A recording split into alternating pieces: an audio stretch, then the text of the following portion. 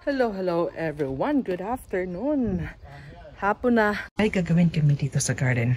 Actually, this is the second time we tried to build this. Kasi last time, I tried this alone at nasira siya. So, ang ginawa is nag-replace namin siya. So, dumating siya kahapon. Eto na siya. So, sabi ng asawa ko, hihintayin ko daw siyang na magising bago ko i-install yan. Malawado! Hey! Nom chikoy, malawado. Pagkala dumay. So, kaming dalawa ng asawa ko ang mag-build noon to make it sure na at makita niya kung paano gawin. Actually, madali lang siya. Kaya ng isang tao. Pero kasi gustong makita ng asawa ko kung paano i-build niya. Hopefully, maging success to para dito kami matulog mamaya. Kasi since na we're not going to travel, we're not going to outside the country, so gagawin lang namin is magka-camping kami dito sa backyard namin. So ready na yung asawa ko. He's so ready na.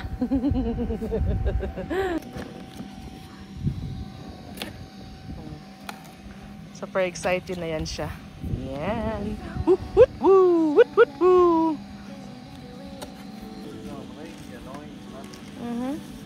Timachong. So, while magbibuild kami dyan, yung mga bata naman doon, maglalaro lang muna sila dyan. Hindi na kami naglagay ng tubig kasi mahal ang tubig. Sunlight, sunlight, is it in the way you're moving? What's heaven like? That you're like that. Baby, give me more highlight, sunlight. Baby, give me more, some more, summer. It's a summer vibe when it's just you and I. Take your time, it's your life when it's just you and I. It's a summer vibe, yeah, it just feels so right. So take your time when it's just you and I. Sunlight, my light, feel it in the air, you're moving. It's better now, but you're around. Feel it in the air, you're moving. You're shining on, shining on. See it on my skin, I'm glowing. What's heaven like? But you're like that. It's a summer vibe when it's just you and I. Take your time, it's your life when it's just you and I.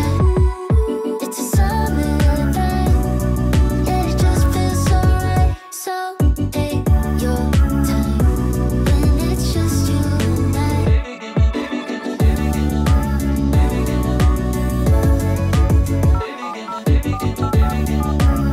When it's just you and I. Hi, this is Summer. Please leave a message after the beep. And just so you know, I'll get back to you 1st of June. Bye. When it's just you and I.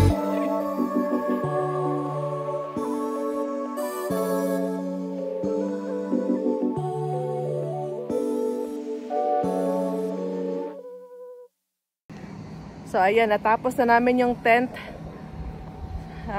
Hindi nasira, so walang factory defect. Ayan.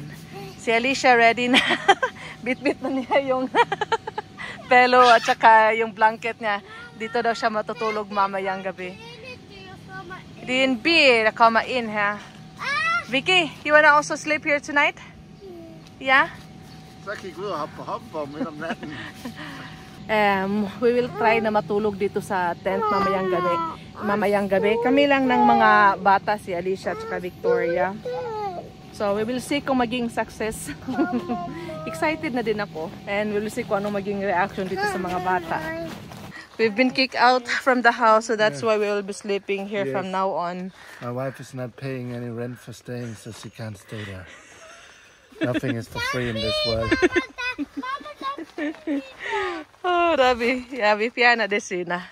So, we will see kung ano magiging resulta dito sa pagtulog namin mamayang gabi. Si Alicia ready na. Andiyan na yung pelo niya. Hey, can you get also Mama's and Victoria's doing it as a pool? Yes. Yeah, may 3 bintana, 1 dyan, 2 at 3 binuksan ko kasi sobrang init dito. May nakapasok na nabubuyog na doon banda. And ito may curtain siya. Pwede naman i-close to mamayang gabi pag matutulog na kami. And ito para tong parang sala kumbaga. And may malaking bintana din dyan. Netting siya para hindi makapasok yung mga mosquito if ever. Pero dahil binuksan namin to siya, sana kinulose namin. Pero kasi may mga bata labas-pasok sila.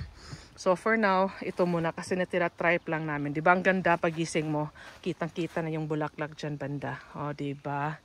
Tapos pag labas ng mga bata, dyan, laro sila agad pag naka-turn on na yan. So, kaya, we'll see kung anong ang magiging resulta sa pagtulog namin dito mamayang gabi for the first time na mag-try si Mama Che matulog sa tent. So, we will try to sleep here tonight.